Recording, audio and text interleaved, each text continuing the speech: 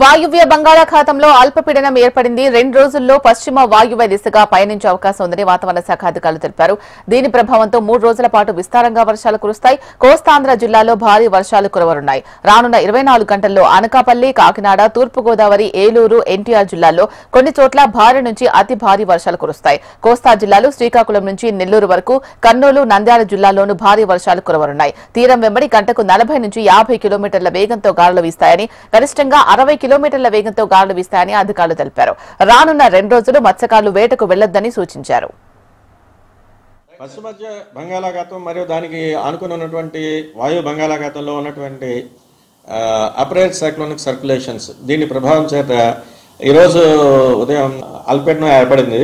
అది క్రమేపీ west north west direction అంటే పశ్చిమ వాయు దిశగా వెళ్తూ నెక్స్ట్ కమింగ్ 2 డేస్లో south Orissa and north Andhra మీదుగా సౌత్ ఛత్తీస్గఢ్ వైపు వెళ్ళే అవకాశం ఉన్నట్టుగా మనం ఫోర్కాస్ట్ చేస్తున్నాం.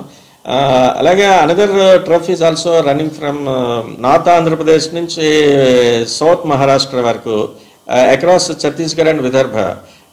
వీటి అన్నింటి ప్రభావం చేత నెక్స్ట్ కమింగ్ 3 డేస్ కూడా ఆల్మోస్ట్ అన్ని కోస్తా జిల్లాల్లోనూ కోస్తా జిల్లాలు ప్లస్ రాయలసీమలో కూడా వైడ్ స్ప్రెడ్ రైన్స్, అలాగే కొన్ని చోట్ల భారీ వర్షాలు, మరికొన్ని చోట్ల భారీ నుంచి అతి భారీ వర్షపాతం వచ్చేటువంటి అవకాశం ఉన్నట్టుగా ప్రిడిక్షన్స్ ఇస్తున్నాం. ముఖ్యంగా అయితే ఈ రోజు వరకు నెక్స్ట్ కమింగ్ 24 అవర్స్ వరకు ఫోర్కాస్ట్ చూస్తే ఉత్తరాంధ్ర వరకు చూస్తే వైడ్ స్ప్రెడ్ రైన్స్ విత్ కొన్ని చోట్ల భారీ నుంచి అతి భారీ వర్షపాతం.